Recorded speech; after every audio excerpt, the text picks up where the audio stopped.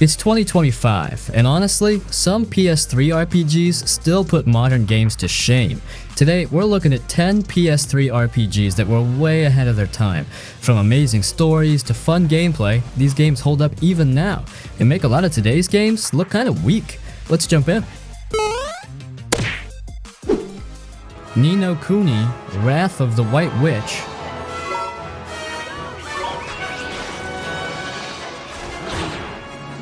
Ni no Kuni, Wrath of the White Witch is one of those PS3 RPGs that feels like a complete package. Visually unique, emotionally consistent, and pretty different from what most big RPGs were doing at the time. The first thing that stands out is the art style. It's hand-drawn and animated by Studio Ghibli, the same folks behind movies like Spirited Away and Howl's Moving Castle. That gives the game a kind of timeless, painterly look.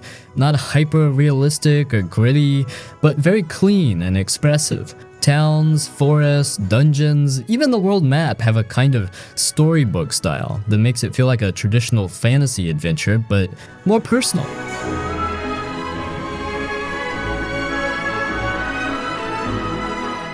You play as a kid named Oliver, who gets pulled into a parallel fantasy world after a tragedy in his real life. That's the setup, and while it sounds simple, it works because it keeps the story focused. You're not saving the universe or dealing with 50 different political factions. It's mostly about Oliver trying to help others while figuring out how to fix what's broken in his own life. It's more personal than a lot of other RPGs from the same era. The combat system mixes real-time movement with turn-based commands. You control Oliver or one of his monster allies called familiars and can move around during battle while selecting abilities, spells, or attacks. You also manage your AI-controlled party members, so there's a layer of strategy in choosing the right team, assigning roles, and keeping an eye on cooldowns. The early hours are a bit slow in terms of combat depth, but it opens up nicely later.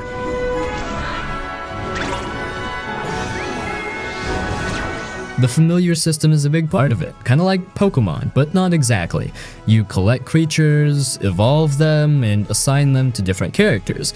Each one has strengths and weaknesses, and some are clearly better than others, so it's worth experimenting and upgrading the ones that work best for your team. There's also a bit of an old-school JRPG feel to how it plays. World maps, random encounters, kind of, and a good chunk of optional stuff to explore. But at the same time, it doesn't lean too hard into nostalgia. It's not a throwback, it stands on its own.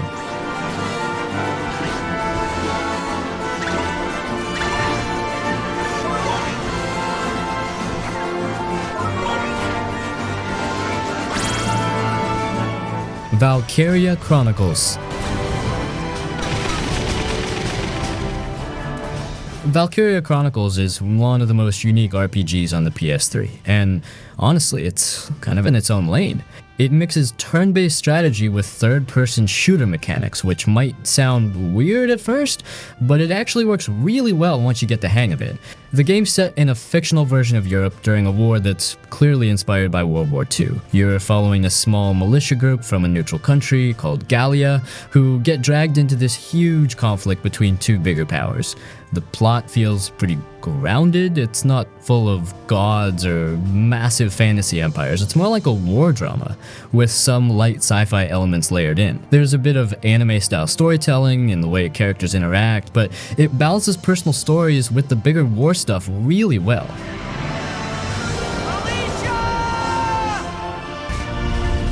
But really, the core gameplay is what really sets it apart. It's not your usual grid-based tactics game. Instead, you plan your moves from a top-down map, but then actually take control of a character in real time. Aiming, running, shooting, and using cover, line of sight, and positioning like you would in a shooter. But you only get a limited number of moves per turn, and you've got to be smart about which units you move and how far you push. It's surprisingly tactical, but also really intuitive once it clicks. Each unit type, scout, sniper, lancer, shock trooper, engineer, etc., has a specific role, and success usually comes down to using them in the right situations, not just brute force. And permadeath is a thing if you don't save your downed soldiers in time, which adds real tension to some fights. If you mess up and leave someone exposed, they're gone.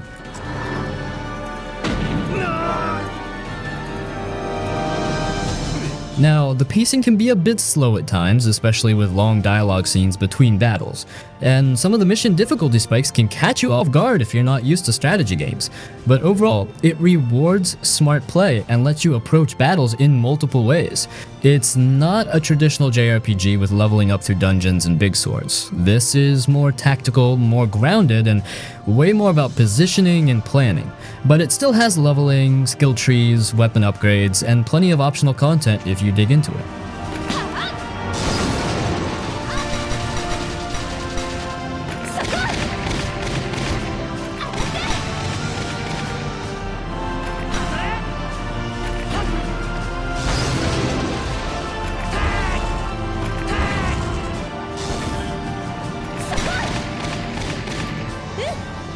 Dragon's Dogma, Dark Arisen. Dragon's Dogma isn't your typical RPG. It's got open world exploration, real-time action combat, and a few systems that are straight up unlike anything else out there. It came out in that awkward era where most RPGs were either going full Skyrim style or sticking to stripped JRPG formulas, and Dragon's Dogma kinda does neither. It just does its own thing. Combat is probably the first thing that'll grab you. It's not floaty or basic like older RPGs. It actually feels like you're controlling a character with weight. You can swing heavy swords, cast flashy spells, or even climb up giant monsters like a mini Shadow of the Colossus moment mid-fight. It doesn't matter if you're fighting a chimera, griffin, or some weird cursed undead beast, every encounter feels like its own little event because of how physical and unpredictable the combat is. And there's actually depth here. You've got classes or vocations that you can switch between: warrior, sorcerer, assassin, magic archer, etc. Each one plays super differently. You can be a dude with a giant hammer slamming into ogres, or a nimble rogue climbing up their backs and stabbing their weak spots. Spells are not just press button then wait animations. They feel chunky, slow to cast, but powerful as hell when they land. Fireballs light stuff on fire, ice spikes can freeze enemies, and giant tornadoes can clear a whole mob. The pawn system is, it's a little strange at first. You create a companion, your main pawn, who travels with you, learns from you, and fights by your side. Then you can also borrow pawns created by other players online. It's not multiplayer, but your pawn actually gets smarter the more they fight. They'll start learning enemy weaknesses, calling out strategies in battle, or warning you when things go south. It's like training your own little AI squad mate. It's not perfect, pawns can repeat the same lines a lot, but it makes the solo adventure feel a little more alive.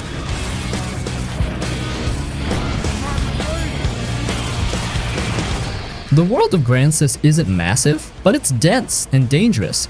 There's not a ton of handholding, no mini-map waypoints telling you exactly where to go. You're expected to pay attention, learn the routes, and sometimes just stumble into stuff. You might leave a town to go do a quest and end up running from a dragon or ambushed by bandits in the middle of the night. And night in this game is actually dark, like can't see 2 feet in front of you without a lantern kind of dark. It adds tension, especially early on. Now, Dark Arisen is the definitive version. It includes the original game, plus a huge extra area called Bitter Black Isle. That part's no joke. It's like the game's version of a dungeon crawl from hell. Tougher enemies, tighter spaces, and way more loot. It's built for high-level players, so once you finish the main story, that's where the real endgame grind begins.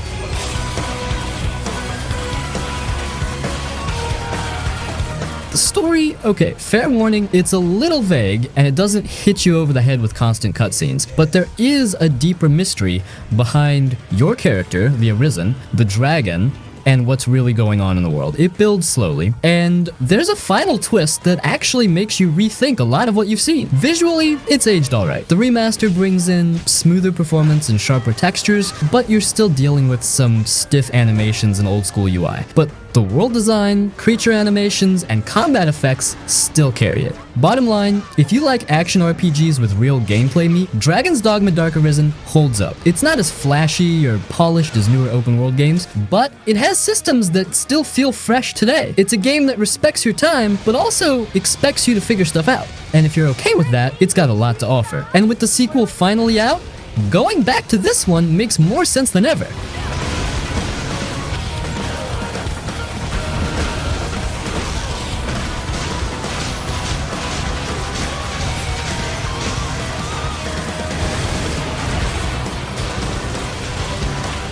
Tales of Xillia.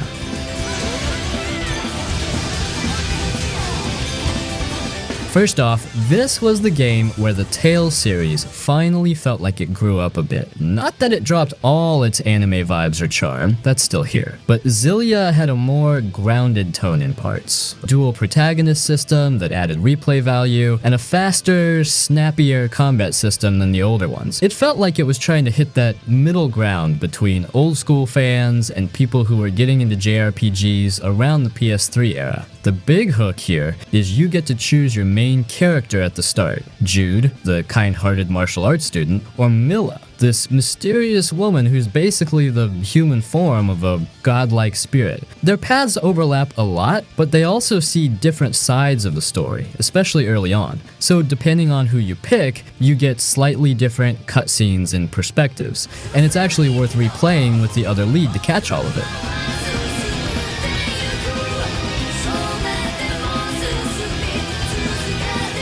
Now let's talk combat, because honestly, this is where the game shines the most. Tales of Xillia uses the linear motion battle system, but they really sped things up here. Movement feels smooth. Linking attacks between characters is a big mechanic, and every character plays super differently. Jude is all about quick punches and dodging, while Milla summons elemental spells that can lock down enemies. You can also link with another party member in battle, and when you do that, they'll support you in real time and help pull off flashy combo finishers. What's nice is that this combat system feels rewarding without being too complicated. It's got depth, sure. You've got arts, AC gauges, skill loadouts, the works, but you can also jump in, mash a little, and still pull off cool moves without reading a manual. And it's one of those systems where the more you experiment, the better it gets.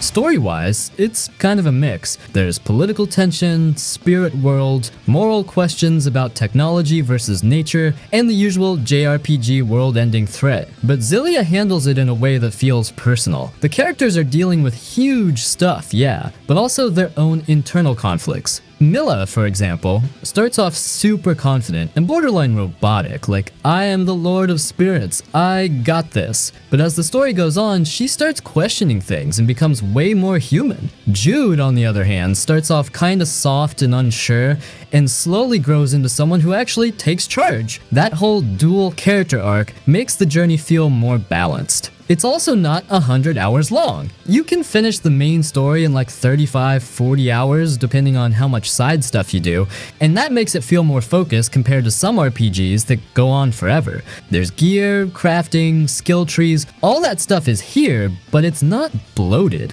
You're not buried in systems just for the sake of it.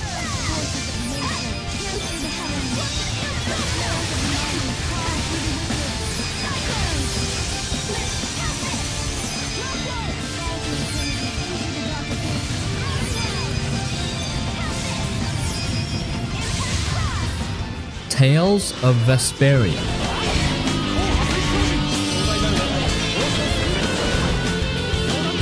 Alright, now Tales of Vesperia. This one's kind of a classic for fans of the series, and for good reason. It dropped back in the Xbox 360 era first, which was weird for a JRPG, then came to PS3 with extra stuff, and eventually got that definitive edition on newer platforms. But the PS3 version was a pretty big deal in Japan. It added more story scenes, a whole extra party member, and just made the game feel more complete. So, right out the gate, Vesperia just feels good. It's got this clean, almost watercolor-like anime art style that doesn't try too hard to be realistic, which actually helps it age better than a lot of other RPGs from that time. The world is colorful, the characters pop, and the cutscenes are a nice mix of in-engine and animated ones. It gives the whole game this warm, stylized look that still looks solid even now. The weather sure changed in a hurry. Let's find an inn before we get soaked. But honestly guys, the real hook is Yuri Lowell, the main character. He's honestly one of the best JRPG leads out there. Not your usual wide-eyed teenager trying to be a hero.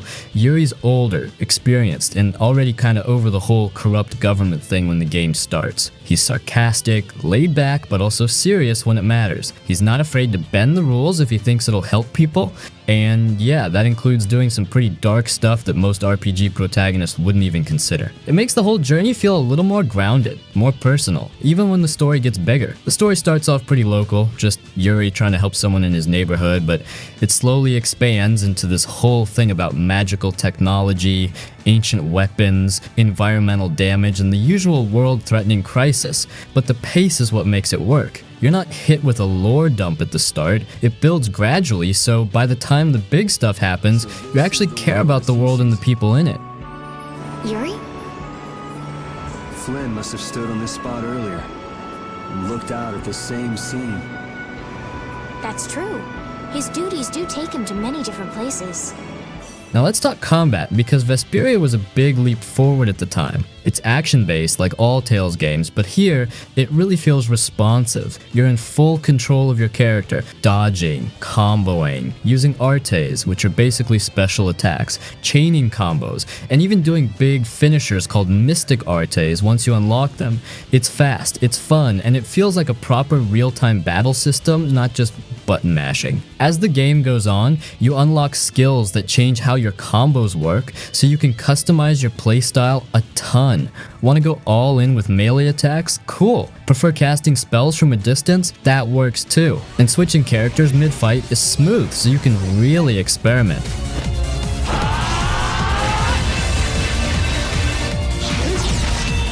And honestly, for a PS3 game, it's pretty generous with content. You've got a good 50, 60 hours of story depending on how much you explore, and even more if you go after the optional stuff like secret bosses or titles for each character, which act kinda like achievements. There's no pointless grind or huge open world bloat. It's focused, but big enough to keep you busy.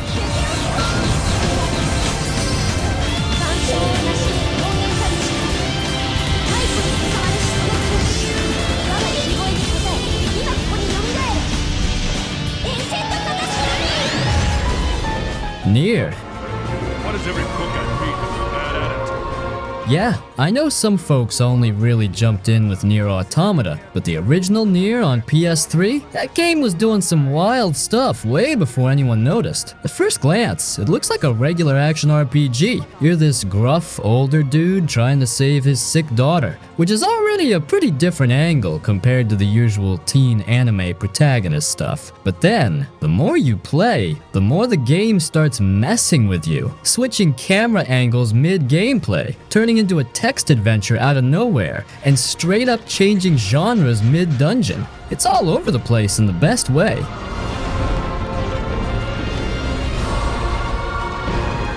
The world is bleak but weirdly charming. You've got talking books, giant shadow monsters, and some surprisingly deep side quests that aren't just filler. They actually hit pretty hard sometimes. Like one moment you're helping someone with a simple errand, and next thing you know, you're in a depressing story about loss or regret. It's not afraid to go there. Now, to be real, the gameplay itself isn't amazing. Combat feels a little janky and the visuals were rough even back then. But the writing? That's where it hits. It slowly peels back this bigger mystery behind everything. And when you finish the game and go back for the second playthrough, it straight up changes how you see the story. You get new scenes, hear what enemies were thinking, and suddenly the stuff you thought was black and white becomes way more gray. It's kinda genius. My body.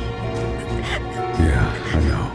This one didn't sell much at launch, but the people who stuck with it, they never shut up about it. And honestly, for good reason. It's not polished, but it's one of those games that sticks with you way after it's over. Just be ready for some awkward menus and clunky combat. It's worth it for the story alone.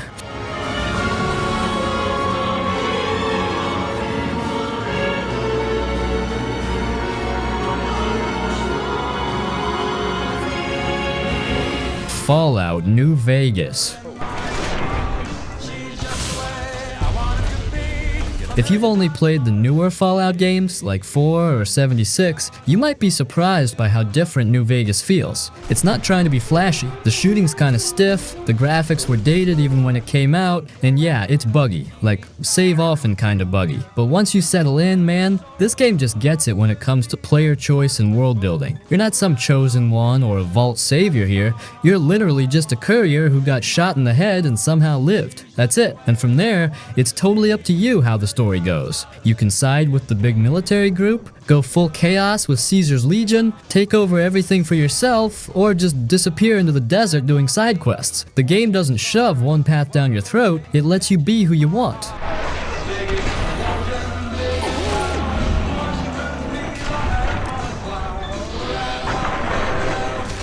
And the writing was actually way better than people give it credit for. Every faction has pros and cons. Nobody's completely right or wrong, and that's what makes it interesting. You start seeing how messed up things really are no matter which side you're on. Like even the good guys have dirt under their nails. There's also this weird charm to the world. It's grimy and broken, but it's full of personality. You'll meet Elvis impersonators, robots with cowboy accents, gamblers, raiders, weirdos, and lab coats. And most of it feels like it belongs there. It's funny, sad, awkward, smart, all at the same time.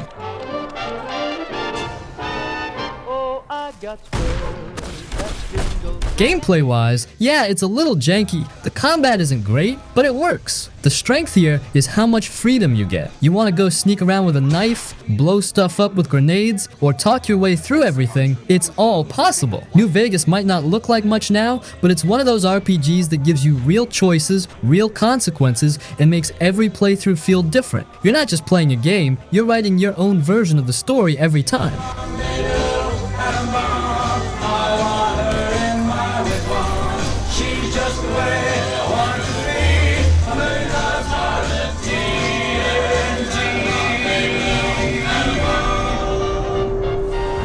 Eternal Sonata.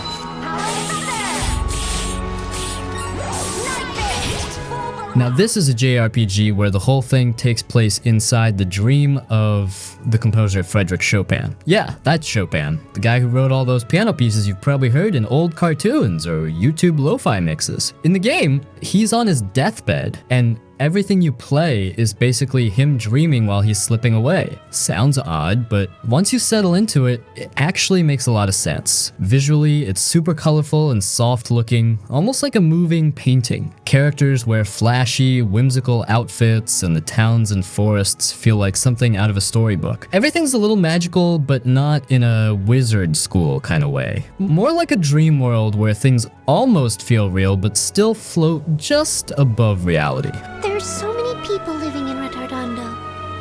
Why won't any of them buy from me? The character names are all based on music stuff, like you're running around with people named Polka and Allegretto. It's kinda silly at first, but you get used to it fast. And honestly, that's the charm. Combat's probably where most people get hooked. It's not the usual slow, menu-based fighting. You still take turns, but there's this action part to it. You move your character in real time your attacks, block hits if you press the button at the right moment. It feels more like you're doing something than just watching numbers go up.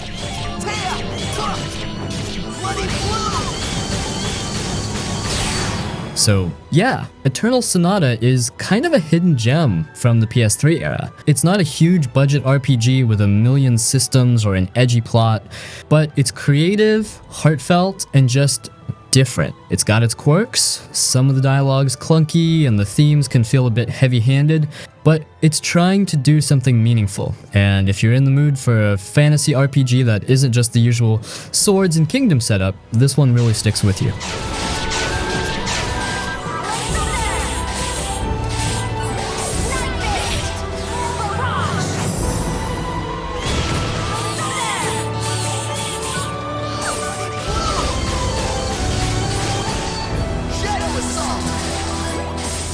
Resonance of Fate.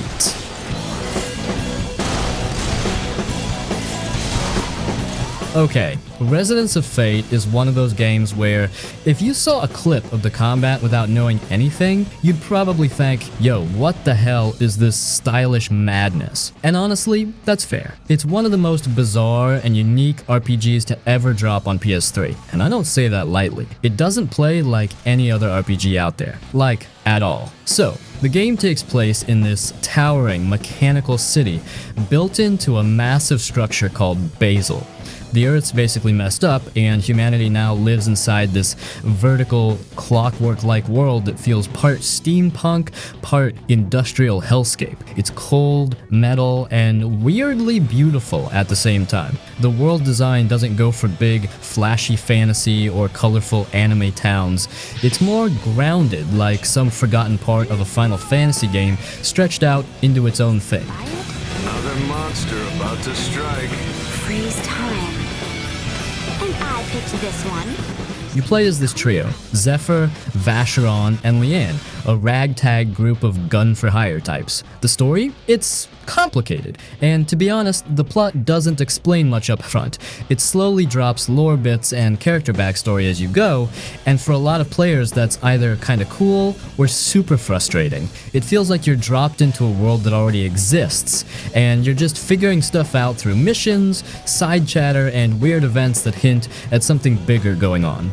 So, if you're expecting the usual save the world arc with a clear villain and emotional speeches, yeah, this ain't that. But let's talk about the real star of the show, the combat. This is where Resonance of Fate just goes crazy bad shit. It's turn-based, but it's also real-time, kinda. You don't swing swords or cast fireballs, you dive, flip, and gun blast your way through fights like you're in a John Wick anime.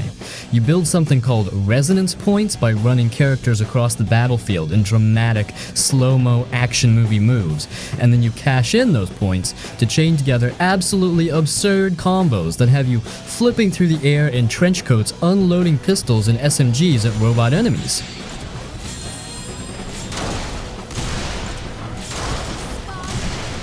It's honestly hard to explain in words. It's like part strategy game, part turn-based system, and part just full-blown stylish chaos. It's hard at first, the game doesn't really teach you much, and the learning curve is a wall. But once you get it, it feels amazing. It's deep, strategic, and flashy in a way no other RPG really tries. And it never gets old seeing your character dive sideways in slow motion while unloading an entire clip into some enemy's face.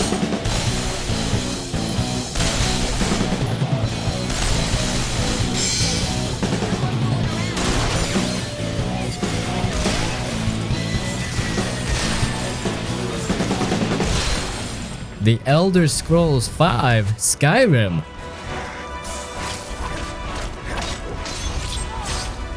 Skyrim is basically the game that redefined what people think of when they hear open world RPG. Even folks who don't play games that much still know it. It became kind of a cultural thing. Like, everyone has that one story of getting lost in the woods, getting attacked by a bear, then getting distracted by a cave, then ending up stealing a sweet roll in town and having to run from the guards. That's just how Skyrim is built. You start off as this prisoner, of course, it's a tradition at this point, and right from the jump, a dragon shows up and wrecks everything. From there, you're let loose into this giant snowy land called Skyrim, and the game barely tells you what to do. You've got a main quest, sure, where you find out you're the Dragonborn, someone with the power to absorb dragon souls and shout magic words that can knock people off cliffs. But honestly, most players barely even touch that at first. You're too busy picking flowers, chasing side quests, joining a guild, or just following a butterfly for half an hour.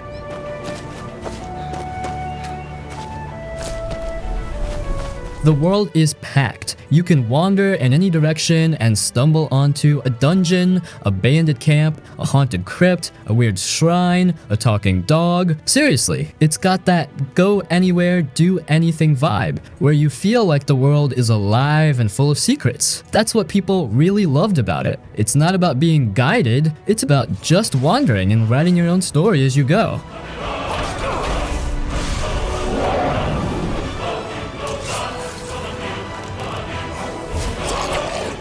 Now yeah, It's janky. It was janky back then, and it's still janky now. NPCs walk into walls, quests break, dragons fly backwards sometimes, but honestly, that became part of the charm. It's almost expected. And the modding scene? Insane. People turned it into whatever they wanted. Prettier, harder, weirder, whatever. That kept it alive for years. Like, Skyrim is still being played today because of how deep the modern community went.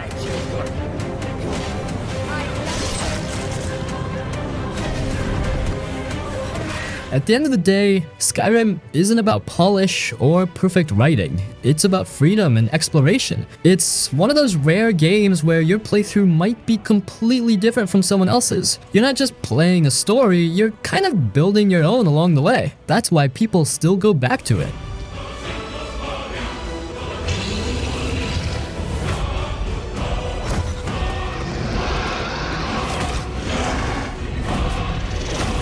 Mass Effect 2.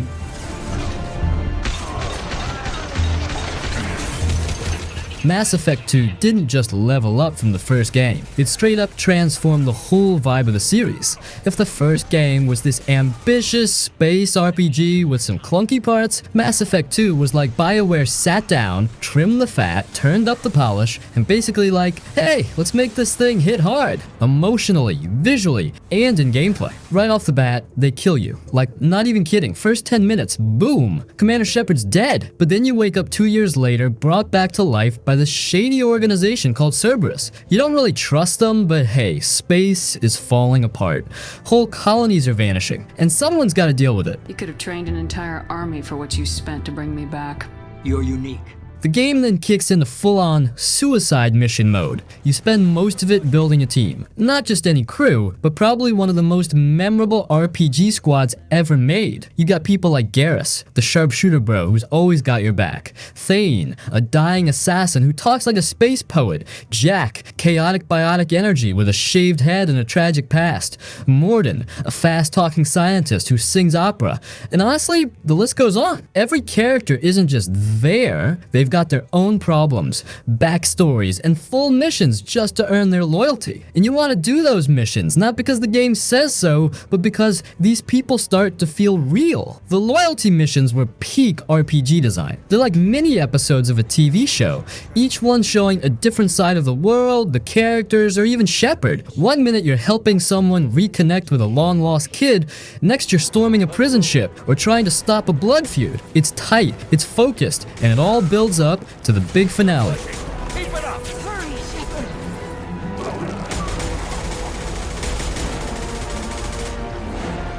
And if you played the first game, all your decisions carry over. Who lived, who died, how you handled certain missions, it all feeds into this one. It made your save file feel like this living history. And that was wild at the time. Bottom line is, Mass Effect 2 isn't just one of the best PS3 RPGs, it's one of the best any console RPGs. It hits you with smart design, unforgettable characters, real choices, and the story that just grabs you by the collar and doesn't let go. Even now, all these years later, it holds up. And honestly, might even hit harder now because you realize how rare games like this really are.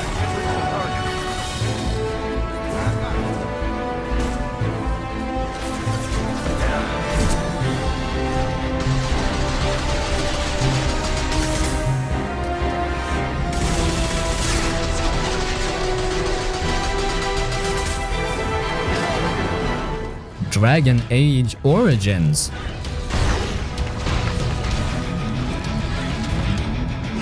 So, Dragon Age Origins is BioWare doing what they do best, building a world that actually feels alive and letting you shape how everything plays out through choices that actually matter. But unlike their sci-fi Mass Effect stuff, this one's all high fantasy. Kings, elves, dwarves, darkspawn crawling out of the ground, the whole medieval mess. But even though the setting sounds kinda typical at first, the way it's done is what sets it apart. You play as a Grey Warden, which is basically this ancient order of monster hunters who are the only ones who can stop this massive blight. And when I say blight, I mean this army of twisted creatures led by a corrupted godlike dragon. So yeah, bad stuff. But the cool part? The story isn't just about about fighting evil. It's about politics, betrayal, survival, and trying to pull together a messed up kingdom that's falling apart.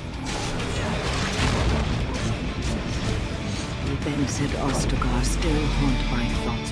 But here's the real hook. The game literally starts different depending on your background.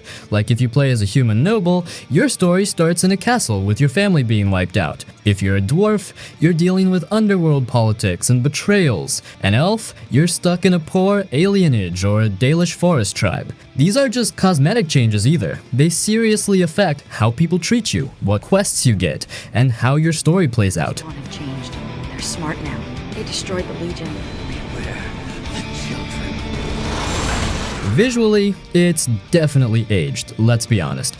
The animations are stiff, textures are muddy, and it's not winning any beauty contests today. But the atmosphere still hits. The music, the tone, the art style, it all gives off this grim but grounded medieval vibe. And the world building? Solid. You learn about the Chantry, their religious system, the Templars and mages constantly clashing, the caste system in Dwarven society, elven oppression. It doesn't treat the fantasy world like a fairy tale. It's dirty, unfair, political, feels lived in.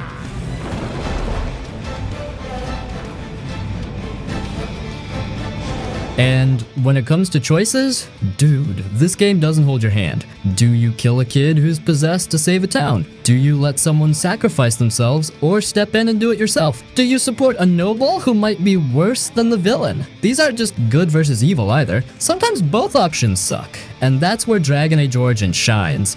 It makes you feel the gray areas. The consequences aren't just immediate, they play out later in the story.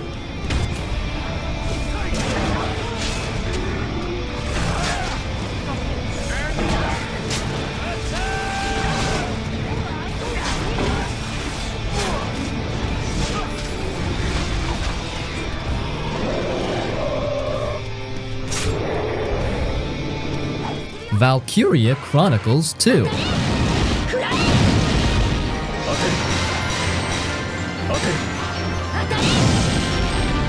So right off the bat, this is a smaller, more contained game. It's not a full-blown cinematic console experience like the first one.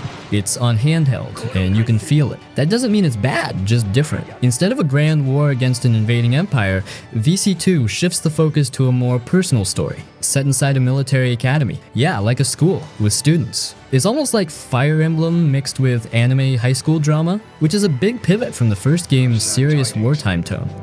But your brother, Leon Hardens, has passed away. You play as Avon, a loud, kind of goofy kid who joins the academy after his brother dies under mysterious circumstances. He's not your typical war hero type. He jokes around, he gets into dumb arguments with his classmates, and honestly, it takes a while for him to grow on you. But as the game goes on, you start seeing more of the story unravel. Stuff about class divisions, rebellion, corruption within the ranks, and the weight of responsibility these young cadets are forced to carry. So yeah, it gets heavier than it looks at first glance.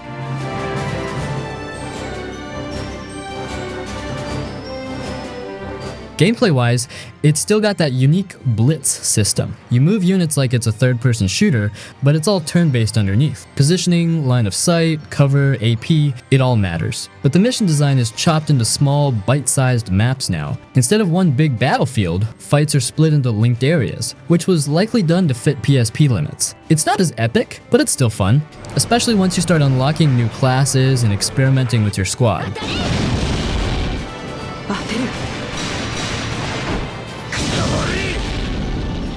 The story does get more serious as it goes, especially when the rebel faction kicks into gear and the stakes rise. There are deaths, there are betrayals, there are moments where the tone shifts hard and reminds you, oh right, we're still at war. But the pacing can feel uneven, like whiplash between goofy dorm scenes and sudden tragedy. It's not always smooth.